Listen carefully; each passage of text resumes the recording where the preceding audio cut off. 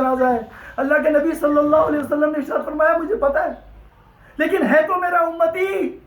آج میرا ایک امتی جہنم میں جا رہا ہے تو اللہ کے نبی کو دکھ ہوتا ہے. ہم سب ان کے امتی ہیں اور امتی بھی ہیں اور ساتھ میں پھر یہ امت کے وہ افراد جو ہمارے رشتہ دار ہیں, ہمارے عزیز و اقارب ہیں, ان سے ہمارا تعلق ہے. اور الحق للقریب, قریب والوں کا تو زیادہ حق ہوتا ہے. ہم ان کے بچانے کی فکر نہ کریں, ہم ان کے ایمان کی فکر نہ کریں, ہم ان کی قبر کی فکر نہ کریں, ہم ان کے حشر کی فکر نہ کریں. میرے بھائیوں مجھے بتاؤ, اگر ان عقیدوں پر چلے گئے, اپنے آپ کو مطمئن کرنے, جھوٹ بول کر, دھوکہ دے کر, کچھ چیزوں سے انکار کر کر, دھوکہ دینے کے لیے نا, دنیا کو دکھانے کے لیے کہ ہم تو خطے میں نبوت کو ماننے والے ہیں, آپ ان کو دھوکہ دے سکتے ہیں. جو پہلے مہدوی نہیں تھے, جو الحمدللہ مسلمان ہیں, وہ شاید آپ کے دھوکے میں آ جائیں کہ آپ کہہ رہے جی ہم تو ختم نبوت کو مانتے ہیں, ہم تو ہر اس عقیدے کو مانتے ہیں جو اہل سنت والجماعت کا عقیدہ ہے, اور ہم نبی کے مقام کو کم نہیں کرتے.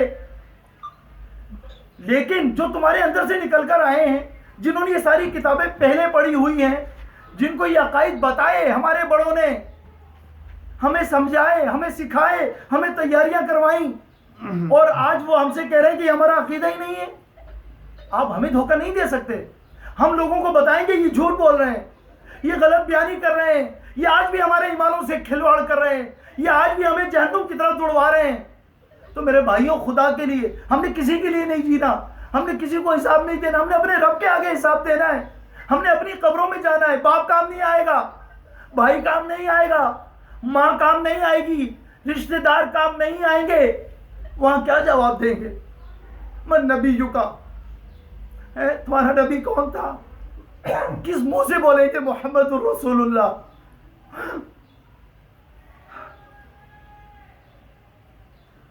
فرشتہ پکڑ لے گا, جھوٹ بولتا ہے.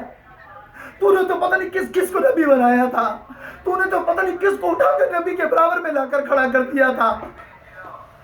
پھر بولتے ہم نہیں مانتے.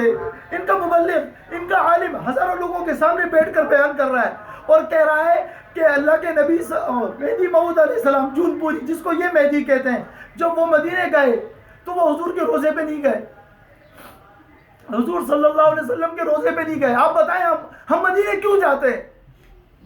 ہم کس کے لیے جاتے ہیں مدینے؟ ہم اپنے نبی کی محبت میں جاتے ہیں, ہم ان کے روزے میں صلاۃ و سلام پڑھتے جاتے ہیں. اور وہ کتنا بدبخت انسان ہوگا جو مدینے گیا اور میرے نبی کے روزے پہ نہ گیا. وہ نبی جس کو یہ اللہ تعالیٰ کبھی مزمل کہہ کے پکارتا ہے, کبھی مدثر کہہ کر پکارتا ہے, کبھی کہتا ہے کملی والے, ان کے لیے کبھی ان کو رحمت للعالمین کہہ کر پکارتا ہے. ملاقات میں بلاتا ہے, ان کو معراج پر بلایا, جنت و دوزخ دکھائی, درمیان کے سارے ہزاروں جو پردے تھے, حائل تھے, ان کو ہٹا دیا گیا. اپنے رب سے ہم کلام ہوئے, اپنے رب کو سر کی آنکھوں سے دیکھا.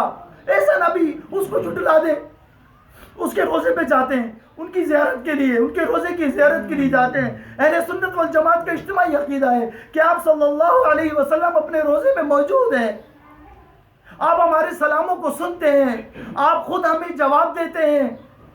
جب وہاں گئے ان کے مہدی جون پوری تو نبی کے روزے پہ نہیں گئے نہیں. لوگوں نے سوال کیا, پوچھنے والے نے پوچھا کہ جب مدینہ گئے تو آپ صلی اللہ علیہ وسلم کے روزے پر کیوں نہیں گئے؟ تو خبیث کیا دلیل دیتا ہے؟ پھر تم کہتے ہو ہمارا یہ عقیدہ نہیں ہے. وہ کہہ رہا ہے, سمجھیے گا, مثال دے کے کہتا ہے کہ جب کوئی مرشد اپنے مرید کی قبر پہ جائے تو بتاؤ کیوں جاتا ہے؟ فیض لینے جاتا ہے یا دینے جاتا ہے؟ کہتا ہے جب مرشد اپنے مرید کی قبر پہ جائے تو کیوں جاتا ہے؟ یقیناً فیض دینے جاتا ہے. ٹھیک ہے. اور جب مرید اپنے مرشد کی قبر پر جائے تو کیوں جاتا ہے؟ یقیناً فیض لینے جاتا ہے. تو کہا یہاں تو نہ لینا تھا نہ دینا تھا. نعوذ باللہ من ذالک. نہ وہ ان کے مرشد تھے نہ یہ ان کے مرید تھے. یہ دونوں تو مقام میں ہم مرتبہ, ہم پلہ, ہم رتبہ ہیں.